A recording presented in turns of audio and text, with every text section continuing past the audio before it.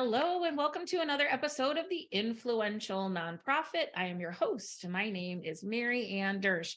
I work with nonprofit leaders to grow their influence so they can ask for and receive anything, everything they want, need, and deserve. And I'm today with Lauren Reedy. Good job. Hi, Lauren. Hi. I'm learning.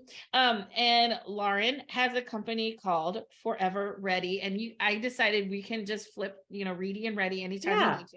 It's interchangeable. It's all the same thing. And I am so excited to talk to you because you work with nonprofits and small businesses to spread their message in ways they haven't before using what they already have. And so before we get into that, I want to ask my first question, which is always my first question, which is, tell me something that you're super proud of, but you don't get to brag about a lot. I listened to some of your podcasts before this and was like, I'm going to know the answer to that.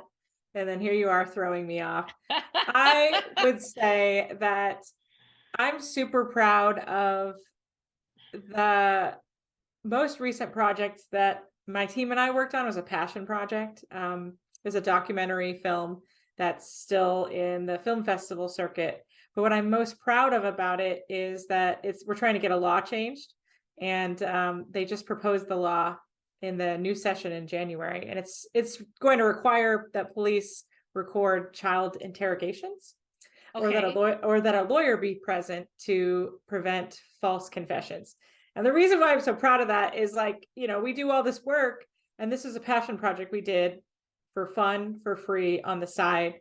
And it's just really cool to see how fruitful it's making an impact. Yeah, exactly. So I'm hopeful, but I'm always hopeful. I'm very optimistic. And this is just to be clear, because you're in Tennessee. So this is in the Tennessee legislature. Correct. It's in the Tennessee legislature. Right now it's in committee, which means a whole lot of things. Right. But we're sort of building a case. The documentary helps build that case, really to just give protection to kids when they're arrested. Right now, I think there are only 5 states in the country that require an interrogation to be recorded. So if one of our children got arrested and we weren't present and couldn't be there, there's really no protocol in place to protect them. And I don't know about you, but when I was a teenager, I wouldn't have known what to say or do and what was right or wrong. I mean, I knew right or wrong morally, but I didn't know how to articulate myself or speak up. And what we're finding in our storytelling is that teens are falsely confessing to crimes they didn't do because they don't fully understand that by saying you did it doesn't mean you get to leave. Right. Doesn't mean this is over and you get to leave. So a lot of traction out of that, which is neat. I just think it impacts folks because they didn't realize, a lot of people don't realize that that's not the law. That's really interesting. In full transparency, my son was arrested. He's fine now. Okay, good. And it was actually a whole big thing, and he's fine now, but it was don't say anything until we get there. Right. Because but so that's great. I think it's so cool that you can actually see the stories that you told in that documentary affecting people and affecting change. Yeah. Right. And we're real hopeful that it changes the law. And if it doesn't, at least makes people mad enough to continue to ask people to change the law in their state. So hopefully we can release that to the public in the next couple of weeks or months. But right now it's still. What's it called? It's called What We'll Never Know. And it's called that because we'll never know what was said in the confession. If it's not recorded. Yeah. So there you go. A little play on words there. All right. Well, okay. So before this business, you're a 4-time Emmy Award winner. So you had a background in television, right? Yes, I did. I looked very different. I didn't have pink hair or glasses. I rarely wore hoodies, but I was a reporter for mostly NBC stations. I started out as an intern and production assistant at an ABC station in Cedar Rapids, Iowa. Went to college, got my first job at an NBC affiliate out of Dubuque, Iowa. Worked there for 3 years, got a job in Omaha, Nebraska. So hopped across the state from one end to the other. Worked in Omaha at the NBC affiliate there for about 18 months before coming to Memphis, where I am now. And I worked at WMC, which is also the NBC affiliate. No that wasn't on purpose. It's just sort of how it landed. And worked there for 3 years before I left my TV career to start the business. So I've got a lot of in front of the camera experience, but I think that what's really interesting is that my background in journalism kind of shapes how I see the world. And having been on the other side of being in a newsroom, and wanting what's best for the community and making sure you're informing the community, but you only get like 1 minute on a newscast, right? Right. You can only say so much in 1 minute, and it lacks a lot of context as a result. So now the line that I always use is that I used to stand outside the hospital and report on the thing that's happening inside the hospital. And now I get to go inside the hospital and report on the folks saving the lives of the people inside. Wow. So Yeah. it's a real nice transition from the two. I was a journalism major, and the broadcast majors always looked really pretty. And everyone, we were all super, we were college super slow, be like, you could just pick them out because they're just a little bit shinier. I mean, it's so I really funny. wanted to go into broadcast, but then I don't know, I didn't have the confidence. And anyway. Well, that's funny. It's funny you say that because I graduated from Loras College in Dubuque, Iowa. So it was, my degree was media studies. So I didn't actually like study specifically broadcast journalism, but I was in the college TV station program from like the second I arrived on campus. And then I worked in internships at TV stations through my whole college career. So I was known as the reporter on campus. But at the time, I actually covered sports. That's what I wanted to do originally. So I wanted to be a sideline reporter. I still would I still sort of dream about what that would have been like, to report, from the sidelines of any sporting event. But I would have loved to cover the Super Bowl. I'd love to cover bowl games, those kinds of things. So I dabbled in that a little bit in my TV news time, but I ended up in the news cycle. And for lack of a better word, that can be really tough on your soul. Really be soul sucking to stand outside of crime tape, and report on, what's happening in the moment, but not get to follow up on the story and figure out, like, did they survive? Who saved them? Right. What does the community think? Just kind of the deeper layers. Right. And so now a lot of the work that we do with nonprofits, we're kind of challenging folks to take the story beyond what you see in the headline. So you read the headline, it tells you enough. Some people don't read any further, but what's the next step? What's the story no one's expecting? Right. That kind of thing. And that's what I was going to ask you about, because it says to spread their message in ways they haven't before. So what does that mean? Like how are we not spreading the message? So it's interesting. I always do this exercise when I also speak to nonprofits about the work we do, often sharing case studies about, how we did a story, how we broke it down. But before I tell them any real tactical stories they can take away, to write down what to do in their nonprofit, I ask them to pull out their purse or their wallet or anything they have on them and find something on them that tells a story about them that no one would know.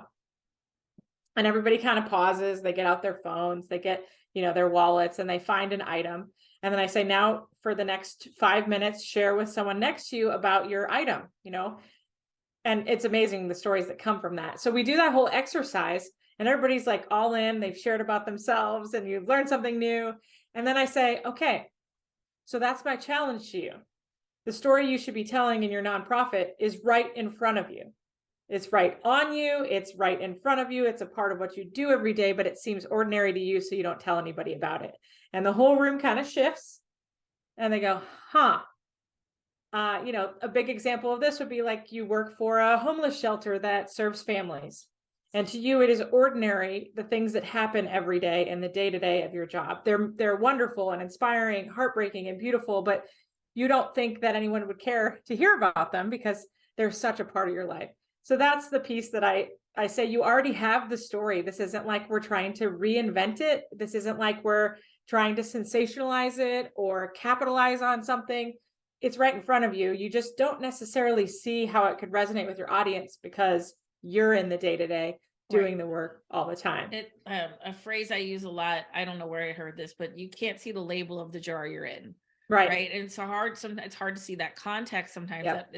It doesn't, is that really special? Is that interesting? Yeah. I can't get ahead on it. The other thing I see is they think everything's special and interesting. Right. right? Which is also not always true. I did a workshop this morning and one of the participants said, we just have so much going on. Like one of the models that I teach people is a content delivery model. I call it content hourglass. And it's like, you're going to tell one awesome story a week. And she said, we have so much going on. I'm like, but you don't have to tell everybody about everything, like, like sometimes it's hidden away and sometimes like, here's absolutely everything. It's like if you and I would meet and like, here's my whole life, life. whole life. You get to learn things in stages, right? What you talk about, like, what is an untold story? Like, what are, like, in your example, is that what you're talking about when you talk about an untold story, these things that are just sort of around us? There's two kinds of versions of what I would say about an untold story. One is this idea of what's beyond the headline. And the common example that I use for this is a story that I told right after I left TV, about a pizza delivery guy who was shot and robbed. And his life was saved inside the local level 1 trauma center. And everybody saw the story about him being, shot and robbed. Everyone saw the story about him getting, or the suspects being arrested and charged. But nobody saw the story about the person who saved his life or the team that saved his life. And that was the piece that was kind of always missing. And so from a fundraising perspective on the other side, the audience is used to hearing a patient story, but what they're not used to hearing is both of them like meeting afterwards and a thank you occurring. And so we did a situation where the doctor had no idea. The patient came in and surprised him and said, thank you for saving my life. And that was the untold side of that story. So we could find the headlines of all the other things. And when you're in a gala, you're used to hearing a patient story that's pretty standard, right? This happened, someone saved me, now I do this, right? That's kind of the sort of simple framework of a patient story. So this was like, what's the thing we haven't told people about before? And so I asked that question a lot. What's something that people haven't heard at your gala? What's something that your fundraiser or your donors or your volunteers haven't or aren't expecting? And then the other side of an untold story is typically something people hold close because it's not perfect. And that happens all the time in brainstorming meetings. We'll be having a conversation about who might be the best character to feature on video, because video is different than print, right? And it might be like, well, this happened and they were, we served them and it was really great and they're active, but after they left, this, and this happened, and sometimes I say, well, doesn't your audience need to hear the imperfect part, like about real life?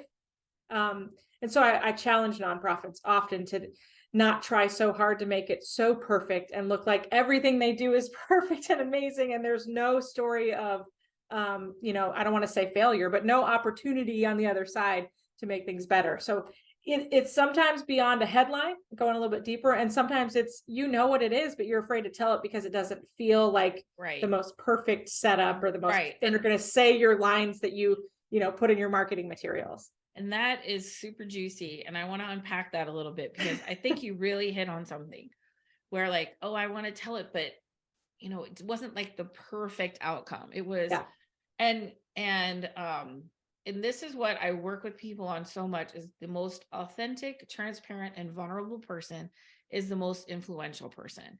Mm-hmm. And people want to see the gray area. They want to see the truth because there's so much varnish, right, in our world. And so when people cling to authenticity because they never see it, right? And so when you see it, you're like, oh my God, this is amazing. Like, how brave of them to tell the true story, right? To tell, a lot of it is trust, like trusting your audience, that you're like, first of all, it's trusting yourself, and also trusting your audience that you can bring them along in the nuance of what's going on.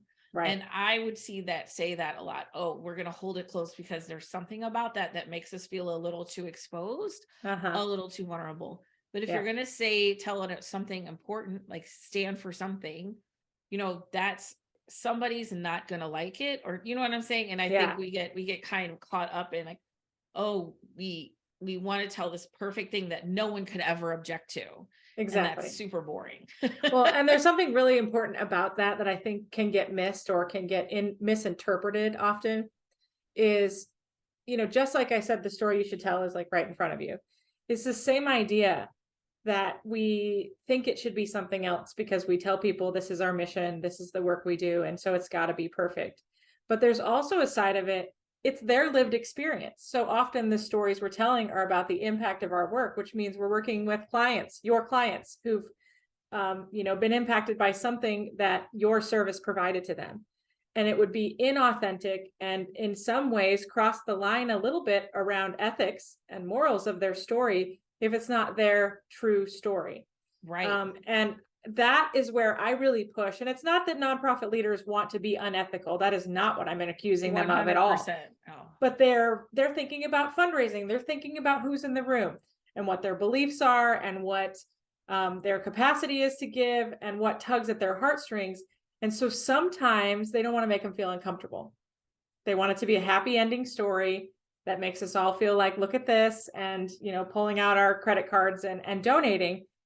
And when we put in some of those imperfect moments, they feel real, they're truthful, they empower your client, they empower your team, and they show your supporters the real side of your work that they maybe weren't expecting from what they saw in your newsletter or in your annual report or those kinds of things. Yep. And I'm talking specifically about video because that's my wheelhouse.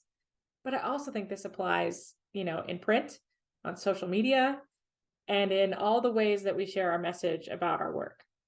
I can't agree enough with this because and I want to say, like, I eat my own cooking. Okay. Like, people who follow me, people know me. I'm very transparent. I'm very open, because the more vulnerable, transparent, and open I am, the more powerful I am. And the more people want to work with me because they feel like they know me, which they do, right? Like, and so they're getting the real you no matter what. I always bring, when we talk about organizations, I always bring it down to individual relationships. Like, if you and I meet and I'm all posy, and I'm acting like my life is all perfect, but that it's not, right? Right. And you're like, why is she posing like this? Why can't, like, I'm okay with it. And that, if you look at our organization, it's the same thing. People are like, it's okay. We get it, right? We get that like situations are complicated and nuanced and difficult. And and I think the donor has grown in sophistication right along with the nonprofit leaders, and just bring them with you. Let them see inside, not as a navel gazing thing. It was like, let them see what they can be a part of, and what they are a part of. Okay. I want to talk about video because that's your thing. Because you mentioned, this applies anywhere, but specifically, what do you see as the role of video in nonprofit storytelling? Great question. Right now, as we speak, and I'm sure this will be dated at some point because this is the way social media works, but right now, TikTok and Reels and stories are the thing, right? That's not necessarily where your donors are. It's something that I always say. Yes, you can get a lot of traction from shooting stories to show people. I'm talking about Instagram stories, to show people behind the scenes of what's happening. But oftentimes our donors that are going to give in big ways need and deserve to hear more in a more in-depth, high quality way. So it's sort of identifying, I need video. I'm a nonprofit. If you're a nonprofit, you need video no matter what. There are different tiers of video: day-to-day engagement, behind the scenes video, Instagram stories video, vertical video for Reels, that kind of thing. The thing we specialize in is fundraising videos and really diving deep into a character, a program, or a story. And I think there's a place for all three. But when you're in a room, wait, hold on. What's the three? The first. So you've got like your behind the scenes. I should get my phone out. Behind the scenes, vertical video. Here I am. Look, we're doing our mobile food pantry, or we're that kind of thing. Then you've got Instagram and TikTok Reels, where you're still vertical and you're maybe a little more in depth, talking about some specific things about your program with captions on the screen. And then the third level would be horizontal, as you're probably watching this podcast, or if you're listening, just so you know, it's horizontal. And you're playing it on a screen at an event that might later run in a newsletter and other kinds of digital assets. And to me, that piece is what we really focus on in helping take up the quality level and explain to folks, this is where we are and we're taking you to what we do. I think the three spots are important to have. When you want to invest in something that's going to get donors to donate in a big way, that's when you call someone like us and you say, I really want to explain this complex story, or I want to take people somewhere they're not expecting. I want to tell a story they've never seen, and I want it to look good and sound good. But we're also not bringing 15 people on set and making it really uncomfortable for people to sit there and have to answer questions about some of the most vulnerable moments of their life. So there's this balance, but having a higher quality video that runs at your gala or whatever your fundraising event is going to make a big difference in how people respond that day to giving in the moment. And then it has uses after that. You can break it down into vertical reels for Instagram and TikTok. You can send it out in a newsletter. And so we usually start with the high quality piece and think about ways that we can break it down into more digestible content to reach the folks who weren't at your event, which is just as important, I think, as reaching the folks in the room. So yeah, and you can't go up in quality. Right. Like, you can only go down. Like you start with high quality.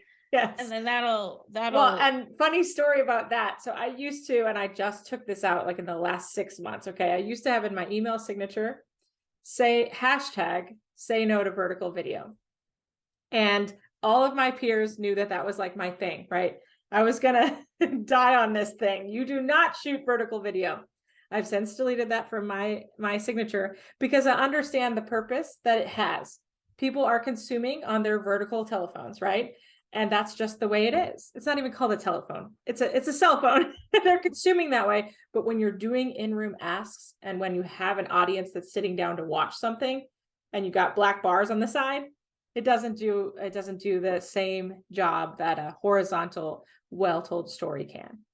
And it seems that that you would get a higher return on investment, like whatever you spend in the video, right? Like you're going to make that up and more in the donations, because like you're increasing their engagement and they're increasing their connection.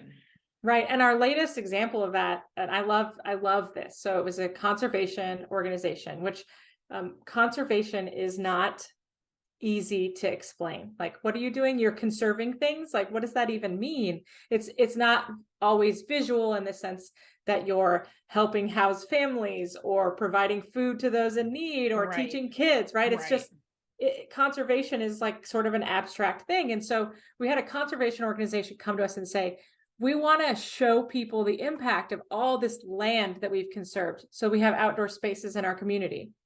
And I said, well, who uses the land? And they said, people. And I said, that's where we start. So we identified 2 people, someone who lived in the city and experienced the parks in the city, the trails, and then someone who lived in a rural part of the trails.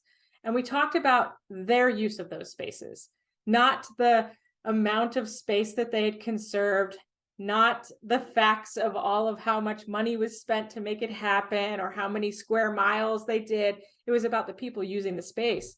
And so that played at their first in-person since the pandemic event. And that night they raised 6 figures. It was a record number for them. So they spent about $10,000 on a video and they made over 100,000 in the room that night. So it can have impact. And I will also say it wasn't just the video. Like, I would never just take the credit for that. Right. They did all this work to cultivate certain people in the room that night. In a matter of minutes, we were up to 25,000. And by the time we got to the like $1,000 donor level, they were at 50,000. So that should give you a sense of like, they've already cultivated people in the room. But that means that we got to $1,000 and there was still $50,000 left in the room of people who thought, that moved me and I want to give to this cause. So it, that right there is an ROI that is, I don't know, I'm not good at instant math, but it's pretty good ROI, right? Like, I mean, you spend 10 and you make 100. Yeah. And that's, I can't always guarantee that every video story you do will do that. But when you come at it with intention and you do something different, in the past, we'd done, more videos that were like, this much happened here and this much cost here. And it was a lot of fact. And this was like people that looked like the people in the room using the spaces we all know and love. And they realized why it matters in a different way than speaking to the folks who think with their head. You know what I mean? Yes. Well, and I believe every connection starts as an emotional one. Exactly. And that's what, how you're going to connect. Okay, so I hear this a lot because I have clients, people I work with, like, oh, we do policy, we do advocacy, like we help the helper, like, or we're a leadership, We're the intermediary. Yeah. yeah, or like, we provide leadership, like, and it's all good work, but they don't see it as visual. Right. And so I have answers for this, but what do you say to that? Because I think there are a lot of opportunities, but I do feel like people can say, like, oh, we don't really have anything we can show. Right. Right. Well, that's not true. That's the first thing I say. Yeah. You have plenty to show. Liar. Yeah, you're not digging enough. But I always say, well, who's impacted by your work? And everybody always answers with a certain kind of person, or they have a name for that, or they say children, or the answer is always a person. And so I said, well, that's where we start. We don't have to show all these things that aren't visual. We can just hear and see someone that's impacted by your work. And that's where the story starts. So I have like this little diamond that I draw for clients all the time. I'm like, start with a person and end with that person. And let's weave all the facts of the things you've done in the middle.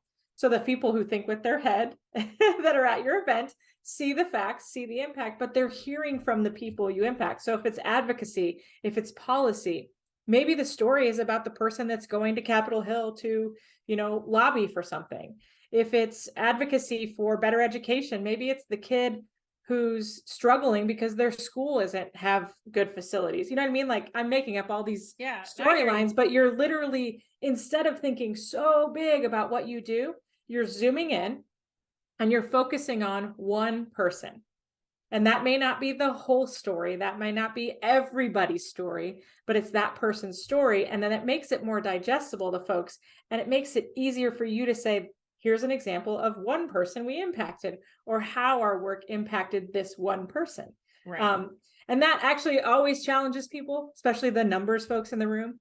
But it always works because we like to hear from people. We don't like to hear we can read a newsletter with stats. We can see a graphic that you send in a mailer with stats.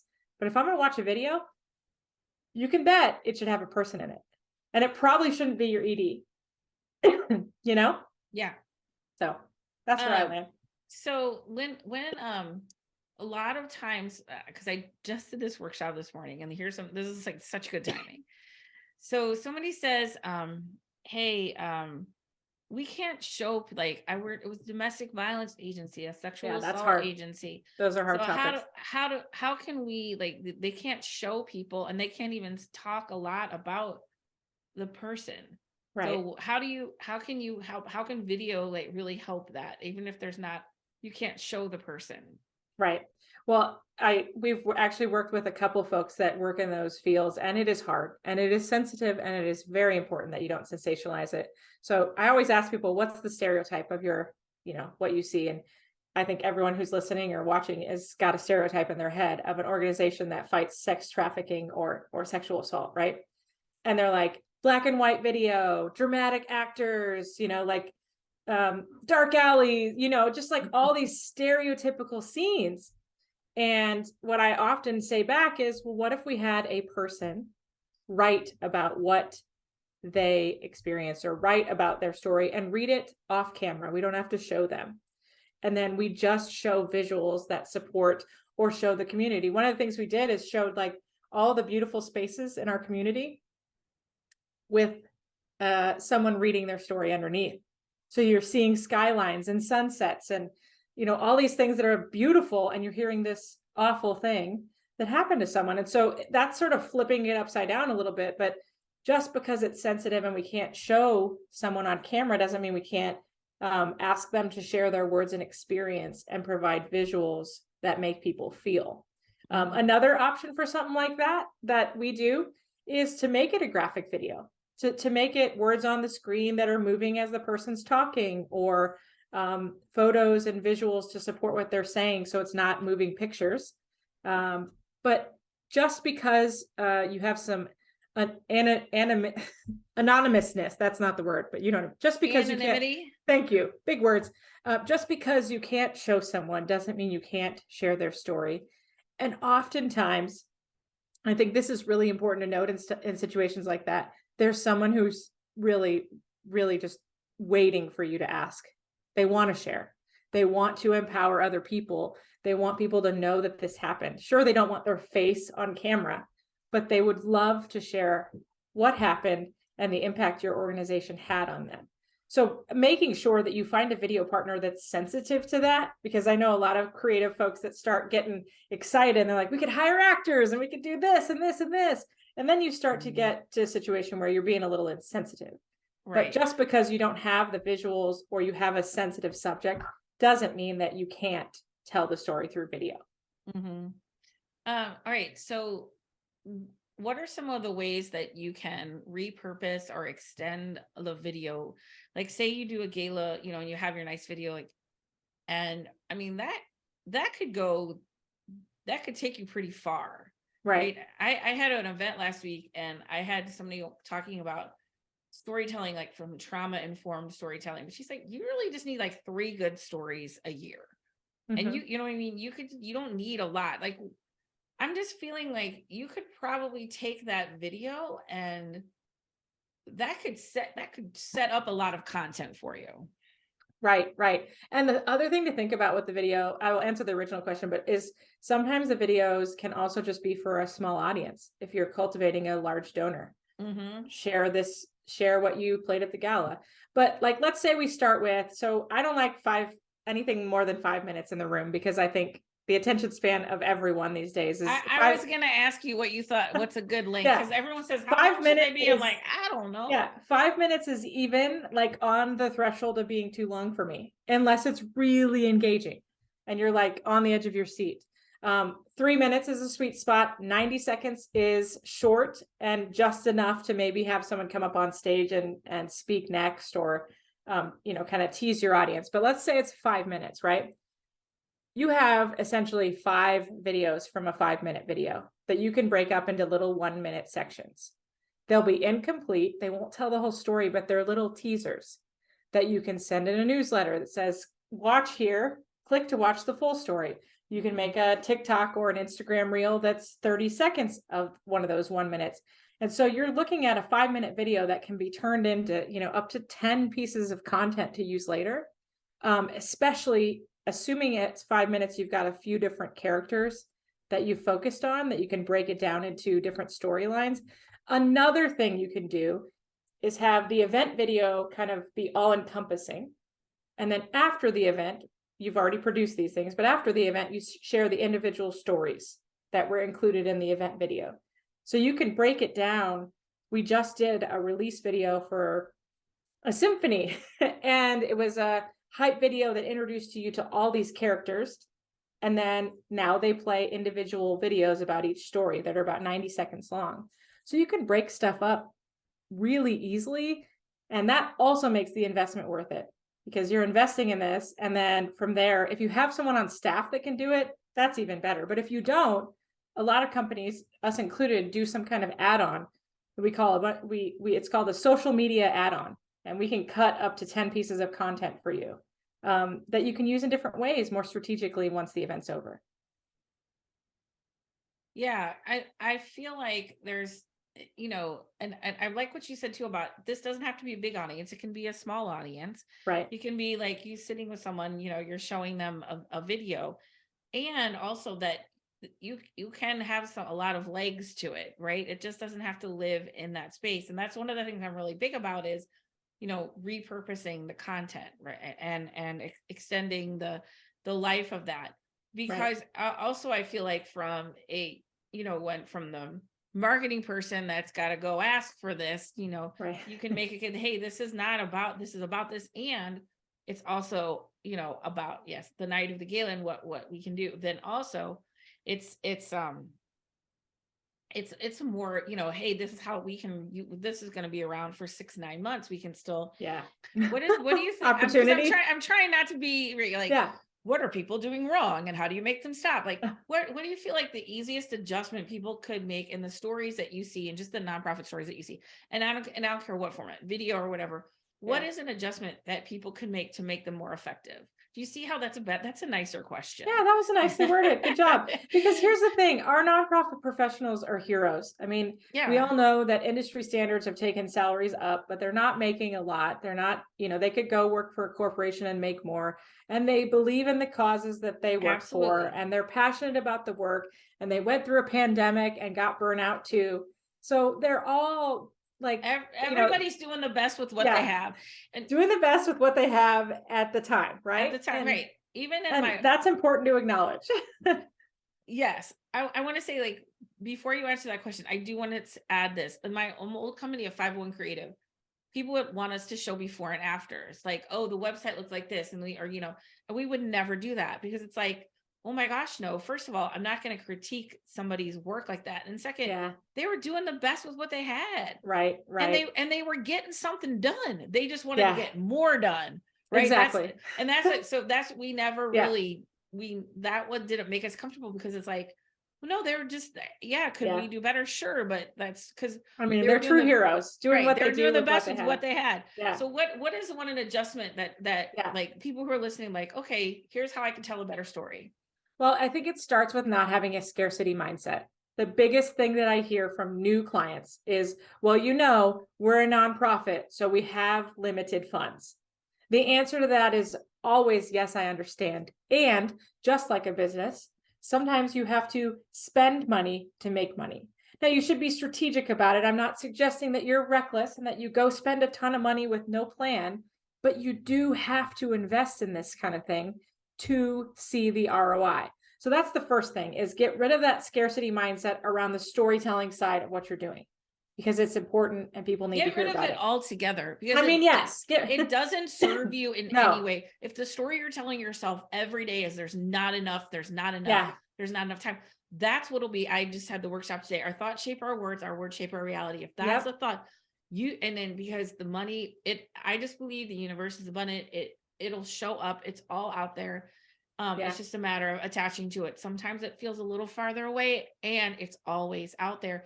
And when we can tap into that, Right. that it's such a better way to live. So across the board, Across the okay, board, let's get rid of scarcity mindset. Let's yep, just all right, and swipe whatever direction that is. And then the next piece of it is, don't do what you've always been doing, because your audience is going to expect that. And so often people will call and say, I need a gala video. Here's what we did last year. We'd like to do it like this.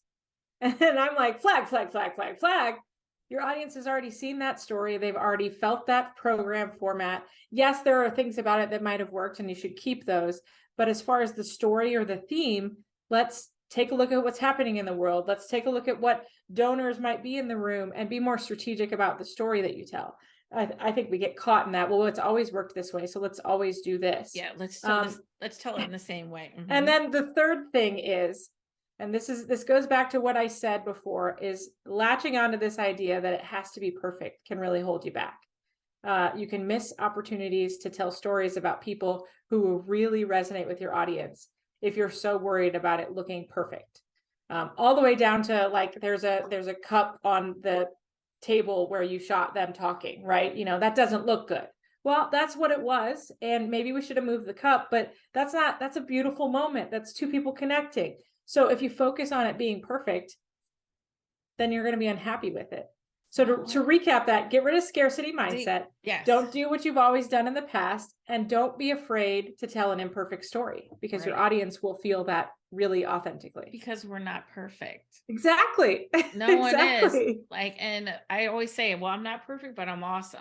Because when I make a mistake, like I screw up the technology, well, thank God I'm not perfect, but I am awesome. Yeah. Okay, so we are almost out of time.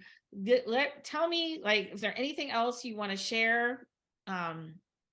Sure. It's funny. That's like my favorite question when I do interviews. Is there anything else you want to add? And everyone always says no, but, and then you get like your best soundbite ever. I should have been more prepared for that. I would say this. This isn't just about telling stories for your nonprofit. I think this is also about you and remembering why you do what you do and being inspired by that. My favorite part about our work is not watching it on the big screen. It's turning to the side and watching people watch it. And sometimes that's donors, sometimes that's volunteers, but a lot of times that's people in your organization, staff that's doing the work day to day. And it gives me goosebumps to even talk about it, because to see them see their work on a big screen reminds them why they do it. And it ignites in them something that maybe had, a flame that had just gotten really small in the pandemic, or they've been really frustrated because things haven't been going their way, but they hear the words of somebody who they worked with or they saw impacted by the work, and they're changed and reminded why they're there. So it's not, it's not just about who's in the room and the audience that's going to donate. It's about a morale boost for your staff and reminding them that their work matters and reminding them that what you do has impact. And that is one of my favorite parts of it. Yes, we can raise funds and inspire impact and do all those things, but we can also be reminded of what we're called to do and why we are where we are right now. Right. Yeah, I love it. I love it. I love it. I love all that, because, it is a cup. Like I said, you give from the overflow, not the depths of the well. Like that's a well filler for people, right. To see themselves and to see their work represented so beautifully. All right. One last question quickly, Lauren. So if you may know this question, but I love karaoke. And so next, when I'm in Memphis and we're going to do some karaoke, what's your go-to song? Wanna Be by Spice Girls. And I'm Sporty Spice, so when the little rap part comes on, here's the story from A to Z. You want to get with me, better listen carefully. We got M. Okay, so that was my signature song for a really long time. Oh, that's fun. I love it. I mean, I could also do Bust a Move, but Spice Girls is my first choice, because I usually get friends who come up and then I take the rap part while they're in the back saying the whatever that line is, and zig a zig and then they start with, if you want to be my lover. Yeah, I mean that's my go-to in the car. Right. So, of course, son hears me sing that all the time and is like, "Ugh, Spice Girls again." I love it. No, it's an awesome song. Everybody knows it. Great. I ran with that one for a while. I have new ones now. I rotate. Yeah, you got to rotate. So you can have it, and so it's a date. I am doing it. All right, Lauren, thank you so much for sharing. Thank you for having me. And where can people get a hold of you? Absolutely. So you can go to our website, foreverreadyllc.com. We've got offices in the Midwest and in the Mid-South, so we serve all over the country. You can also follow us on Instagram at Forever Ready LLC. I'm very active on Instagram as well. Lauren is ready. Yes, ready, not ready. Depends how you read it. And then I didn't talk about this at all, but I'm a certified drone pilot. So I have an Instagram specifically for my drone stuff. Wow. It's called Ready She Drones. See the puns? They're really great. Yeah. And every time I travel, anywhere I go, I take the drone and I post on there. So you can see some aerial views of That's really just about cool. anything. Right now, as we film this, it is icy in Memphis. So it's dominated by ice. But in the summer, it's beautiful when there's sunsets and the river and all that stuff. So that's awesome. That's where you can find us. And of course, if you reach out on those platforms, I'm happy to connect if you want to brainstorm your next story. Okay. And all of that is in the show notes. If you're listening to this, you can find it all in the show notes. Lauren, thank you again for joining me today. This has been a blast. And yes.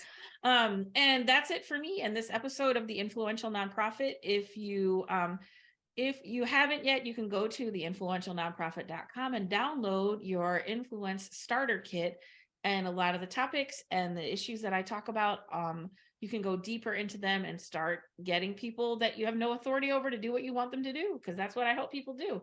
And we'll see you next time on The Influential Nonprofit.